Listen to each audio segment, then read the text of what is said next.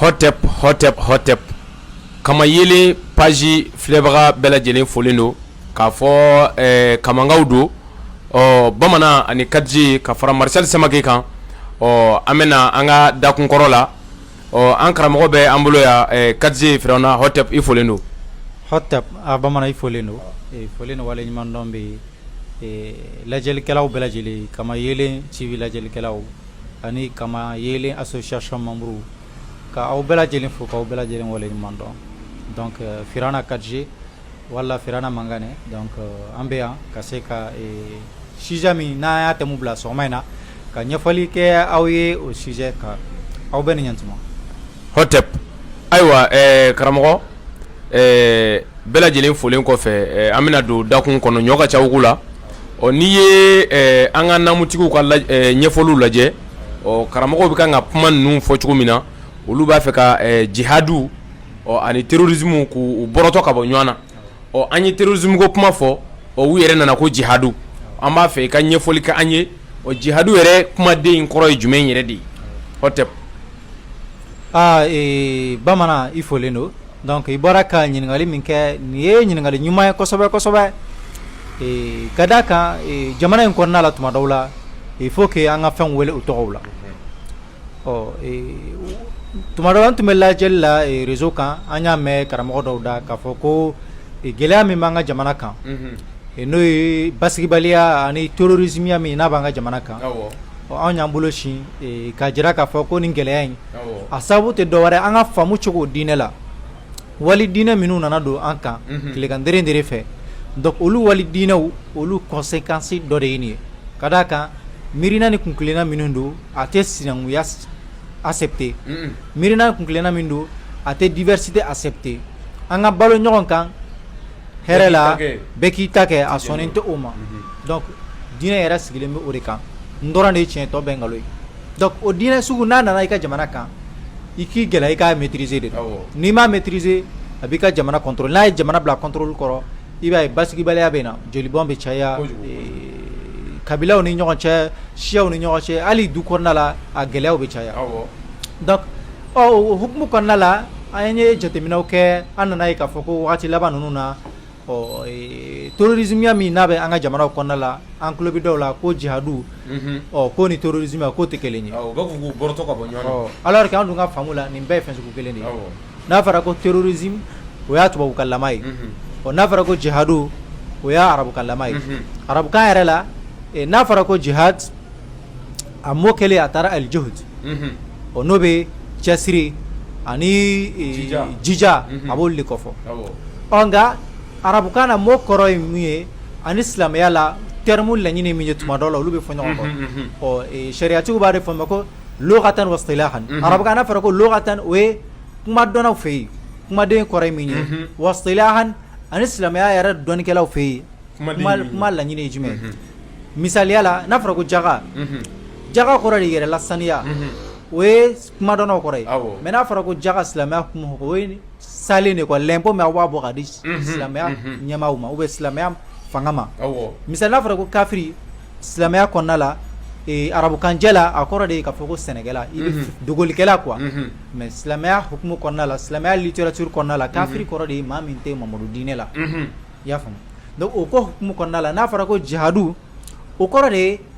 silamɛya littérature kɔnɔna la al jihad fi sabilillah o de ka wuli ka labɛn sabati ka kɛlɛkɛminɛnw ta ka taa kɛlɛ kɛ walasa maa minnu bɛ yen k'u sɔnnen tɛ silamɛya ye ou bien maa minnu bɛ yen k'u bannen don ka don silamɛya ka mara hukumu kɔnɔna la k'u karaba wajibi ye u lakolo silamɛya ye par force a bɛ fɔ o de ma ko jihadu donc o ko hukumu kɔnɔna la o jihadu min filɛ nin n'a bɛ kɛ i bɛna ye bi adamadenya hakɛw ani diɲɛ bɛ taabolo kura min na n'o de ye k'a fɔ ko an ka balo ɲɔgɔn kɛrɛfɛ n'o de ye an ka balo jamana ni jamana anw ɲɔgɔn kɛrɛfɛ si kana wuli ka taa dankari si la k'a sababu kɛ intérêt ko kɛlɛ ye ou bien k'a sababu kɛ miiriya ko kɛlɛ ye o min ni hadamadenya yɛrɛ bɛnna kan k'a kɛ taabolo ye k'a fɔ ko walasa an bɛ se ka balo ɲɔgɔn kɛrɛfɛ hɛrɛ la ka se ka dɔ bɔ ɲɛni na ka se ka dɔ bɔ kɔlɔlɔ la ka se ka dɔ bɔ jolibɔn na dugukolo sanfɛ i bɛna ye hali sisan silamɛya nana ye k'a fɔ ko ayi k'o t'ale bɔ ka d'a kan tuma dɔw la ni preuve tɛ yen ka mɔgɔ la convaincre ni hakilina ye tuma dɔw la ni preuve tɛ yen ka jama la sensibiliser tuma dɔw la i bɛ violence ani menace i b'o de ta ka maaw sɛgɛrɛ n'a ye o de la minnu b'a fɔ ko anw ɲɛna k'a fɔ ko jihadu k'a ni terrorisme ko fɛn sugu kelen tɛ a b'aw dabali ban ka d'a kan fɛn min bɛ kɛ jihadu kɔnɔna la o de ye terreur ye jihadu kɔnɔna la fagali de bɛ kɛ jihadu kɔnɔna la adamadenya danbe de bɛ buruja jihadu de kɔnɔna la musow bɛ lakasi den fitininw bɛ lakasi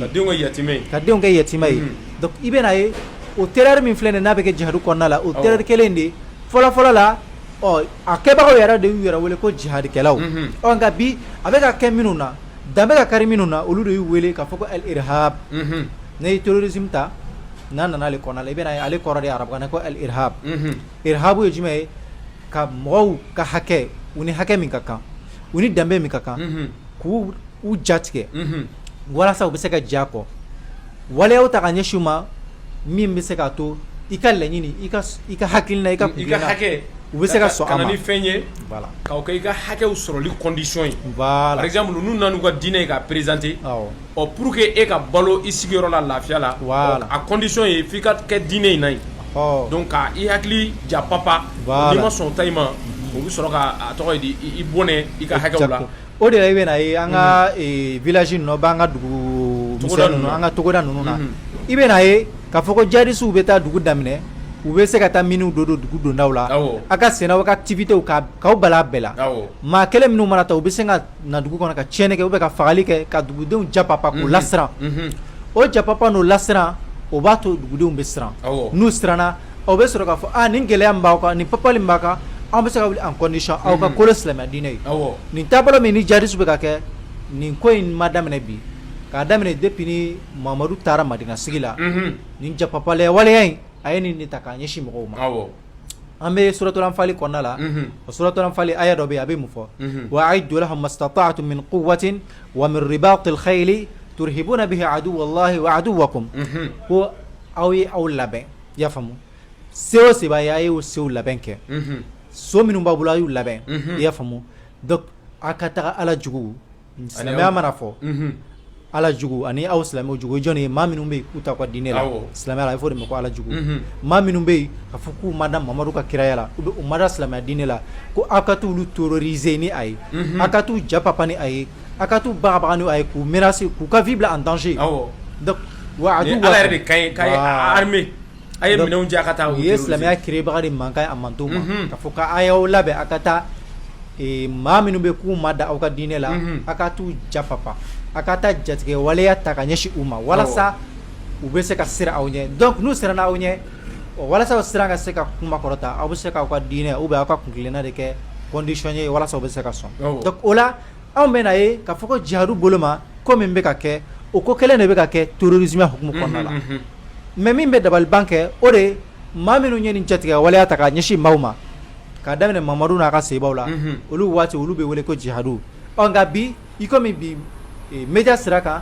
dɔw b'a la ko non ko an k'u wele ko terroristes komi an k'u wele ko jihadistes alors que a bɛɛ acte kelen de résultat kelen de b'a bɛɛ la laɲini kelen de b'a la a b'a la jihadu kun ye ka wuli ka maaw lasiran k'u bagabaga walasa u bɛ se ka silamɛya diinɛ ma terrorisme fana ye o kelen de o de bɛ ka kɛ ka wuli ka mɔgɔw bagabaga ko t'u menacer ko f'u ka sɔn ka silamɛya sariya de pratiquer u ka disaw biri kiri ka kɛ ni kuranɛ ye u ka jaka bɔ k'a di Baitul Mali ma danfara jumɛn de b'u ni ɲɔgɔn cɛ fo n'a kɛra Mamadu tile la an b'a fɔ o ma ko jihadistes arabukan na bi an bɛ jamana la min ye laïcité jamana ye an b'a fɔ o ma ko terroristes voilà donc karamɔgɔw ka o fɛngɛ ninnu n bɛ se k'a fɔ kun t'olu la quoi k'a fɔ k'u bɛ danfara don jihadistes ni terroristes ne bolo kun tɛ o la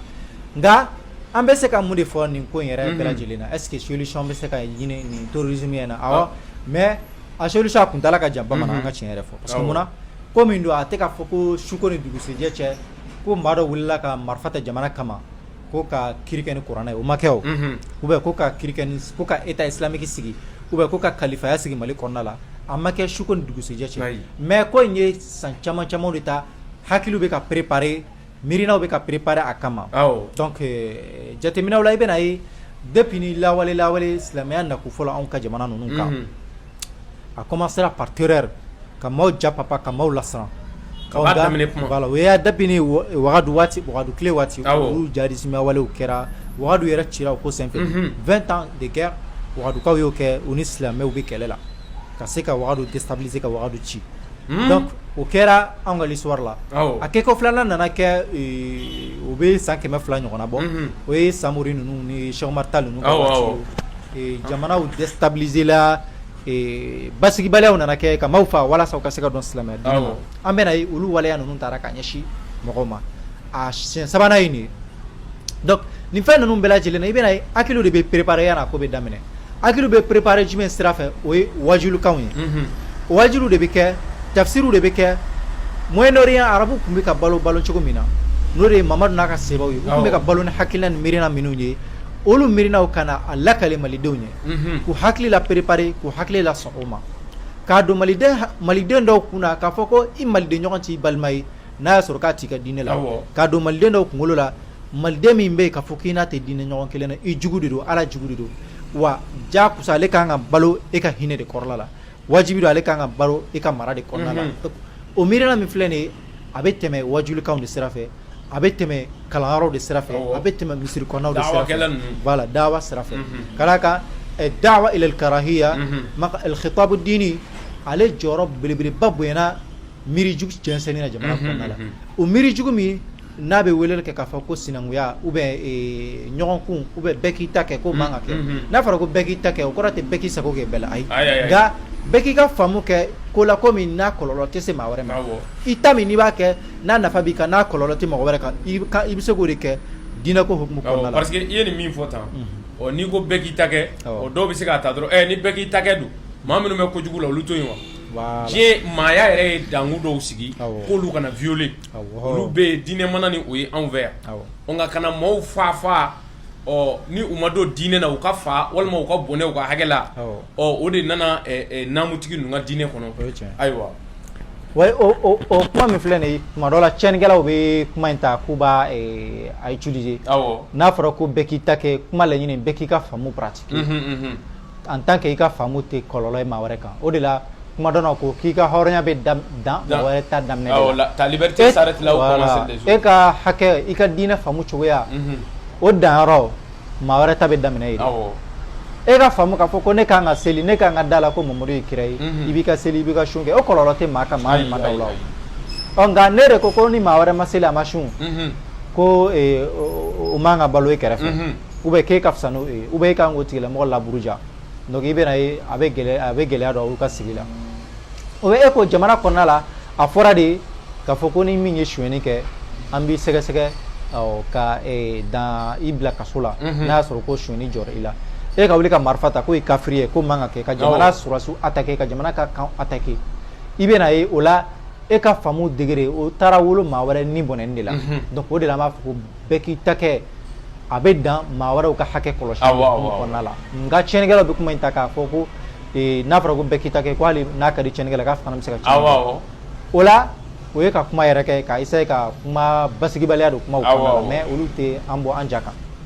k'a fɔ dɔrɔn k'a fɔ ko nin jari suɲɛ walasa ka se ka kɛlɛ il faut que jamana ka wajulukanw bila a ka contrôle kɔrɔla la maa minnu bɛ k'u kan ka wajulu kɛ il faut que jamana ka sɛbɛn dɔ de bɔ walasa i ka se ka kɛ prêcheur ye Mali kɔnɔna la i k'o sɛbɛn ta o sɛbɛn fana bɛ d'i ma en condition o de ye jamana ka laïcité est ce que e b'a respecter wa. I b'a fɔ hali Saudiya jamana ninnu kan jamana yɛrɛ bɛ kutuba de sɛbɛn k'a di alimamu ma o b'a kalan voilà nka i tɛ taa fɛn dilan i yɛrɛ ye k'o fɔ bon ne bolo olu bɛɛ ka ɲi mais ne bɛ fɛn min proposer an ka jamana ye o de ye ka wajulu yɛrɛ kɛ ka sɛbɛn dɔ de bɔ ka papier dɔ de bɔ walasa i ka se ka kɛ wajulukɛla f'i k'i ka t'o sɛbɛn ta walasa i ka se k'o sɛbɛn sɔrɔ fo que ikhtibaratu dɔ de ka kɛ test dɔw de ka k'i la ɲininkali dɔ de ka poser i kunna o ɲininkali sigi i ka faamu yɛrɛ dɔn jamana ko la k'i ka faamu yɛrɛ dɔn diɲɛlatigɛ yɛrɛ hukumu k'i ka faamu yɛrɛ degré dɔn est ce que e ye intégriste ye wa est ce que e ye maa ye maa min n'i ye moyen sɔrɔ i bɛna jatigɛ waleya ta ka ɲɛsin mɔgɔw ma est ce que jatigɛ waleya baaraw est ce que i bɛna soutenir wa directement ou bien indirectement donc o papier min filɛ nin ye jamana bɛ se ka o bila en place k'a fɔ ko walasa ka se ka kɛ prêcheur ye walasa ka kɛ wajulikɛla ye misiri kɔnɔna la radio sow la walasa ka kɛ hali mɔgɔ kalanna ye walasa i ka se ka denmisɛnninw regrouper k'a fɔ ko ne bɛ denmisɛnninw kalan ou bien ka se ka kalanyɔrɔ sigi il faut que jamana ka sɛbɛn dɔ de bila sɛbɛn min b'aw permet ka d'a kan o kalanyɔrɔ na est ce que e bɛna denmisɛnninw kalan mun de la don dɔ la ne bɛ n ka voyage dɔ sira fɛ ni n balimakɛ dɔ n bɛ se k'a fɔ voyage sira fɛ k'an ye ɲɔgɔn dɔ sira fɛ a waati n bɛ se k'a fɔ n tun bɛ silamɛya diinɛ la n ko a ma anga baro antume baro la anga baro nana se tourisme hokmo konna la ne a jira nga fongo vraiment ngoni mo nunu ube kala minane no jari su nga mai jamana ma mais ntama nyoy ay nyoy surveiller sira fe atume wajuli la mena de kala ne de ro kwanembo o ako no ko manu be jari keleb na ko ni da kechu ko era parce que de fora do ado era ne hamaru ku fata to ma ngo vraiment ngabe keleb na ngoni da kechu ko awo muslim yala ngoni kele su manga ke ngo kira era kele ke ngabe era defan kele de ngama dabo bingani kele kama akono ko c'est pas vrai ko amadu ku fabe ka bara mi ko nda kechu ko era ko ko karamo no kabe chiene fo ko aka asna ka wajulu chama blala wajulu blala parce que ne te flakame mais wajulu kan blala ko ne kulame ko ni de chentigi kante kan kle ko ka chien fo kan islam na fi ado abi ko fone am parce que wati asro de fana islam mais akone ma ko kira kele jumene ke ko yere defan kele ako kira kele o kele ke ka be kere de ka wuri ka ta maula convaincu au de dîner la ko suno ko kele o kele ko mama ba fo ko kira kele fon ke ko yere defan kele do ko e jito de ko important ibe na o kuma yi min flene na be ka fo ale be ka jari sumu soutenir na en même temps awati fanana iba e ka fo ko islamia dine ni de wa o tabolo me asigilente yere bunya kan ube mo ko yere bunya kan ko nodi nkelendro tabolo to yifenge sinam so min do ates nam so refere ambera e nin kamale min ni na e nyodo ko ji sirafe ibe na e ale jarismiya hakilnata mais aya soro wajulu kan ni ka sirafe awo aya soro karamo de ka sirafe donc en plusieurs jamana nyamaw ku hakilito orola anga demsen minum be ka foko ubeta ko di karamo ma kayu kala il faut que jamana ka ba kala ma livre sugu jumene be ka kala demsenu ko do e kelen kala ara programme yera jumene jamana ka nga bo o bela jelen kalama ni karamo yera ay kalan kemmi aka position jumene jamana ka la sito ko la jamana ka nga bo ni bela jelen kalama donc olu bebe jamana deme ka se ka jamana kono do miri chugo mentalité ka se ka a contrôler jamana ni ma jamana kono do miri chugo mentalité ou be d'accord mais nous te d'accord na contrôle tibolo ça veut dire que tina se ka jamana ko de marata le nya fe ako bi ni kenya quoi na ko it kenya bas gibala bena guerre civile bi se kana dina ko kala bi se ka wuli jamana ko nala bandu nyabala mali ko nala jamana ka contrôle chitene ka miri chugo ya mali donc il faut que au moins que jamana ka se ka maîtriser quoi pour maîtriser l'état il faut que jamana intellectuel ou jamana ko do magaw ma minum be ka foko jamana hamibula u ka je ko bolo di nyoma ka se ka akili jagabo ke wala sa am se ka miri juin ka se ka dansi ga ala chugo mina kana se ka jense ali ma toni minum ma marfata folo jamana kama dina ko to wala sa ulu ka se ka segu ko o minum fana yata ni minum be se ka la convaincre ka yera ka foko ni barbaria ni manka halina ya soroka be qur'ana ko amanga ngake islamia ya foko ka zombolo tike mais est ce qu'en réalité zombolo ka ngati non amanga parce que ni ya bolo tike ya ale ke dunia mo wala qur'ana be shera minum fa bete nyuma quoi bon moment de fait ka bete nyuma mayama donc il faut que jamo do ko de femme jamo do ka deli ka miri u yera we u ka deli u ka jamana de préféré quoi ni faso de nya wala ni faso de nya famu ka foko jamana ka fsani dinai ni faso de nya fsa ka foko ibembawu ika makoro unu ka koko iko orita ko laben filimi no mbala ko luba ko nala o daga dile kata wali tabolo warata ona kololo donc ona mafani abinkani na jolibon o kibino chongo ka jamana dala donc o damaro de kundo ka nyafoli ke faso de unye o ka foko jadisi terrorisi abere kele dan faray kunungo akumi fu mako jadisu bi alu yero bu ku yero wala nga bi do bala ko no ko ka dawla ko me jawde yake terrorisme wala sa second amplier bani no te mujahidu de du mujahidu e ba islamé daw be ba islamé chama ma yere mo do kay soir la donc tuma dawla na foro ma ko jadisu ali minu ma marfata ale do fana ngana pour ko to kata marfata ka fo am dabo ko do non mais sinon jadisu terroriste abere kele ko abe ma sun kele ne abe ka kele kun kele ne wa bebe wala ya kele ne ke no de ka terroriste jense jamana ko nala mana karamo a famiyara hotep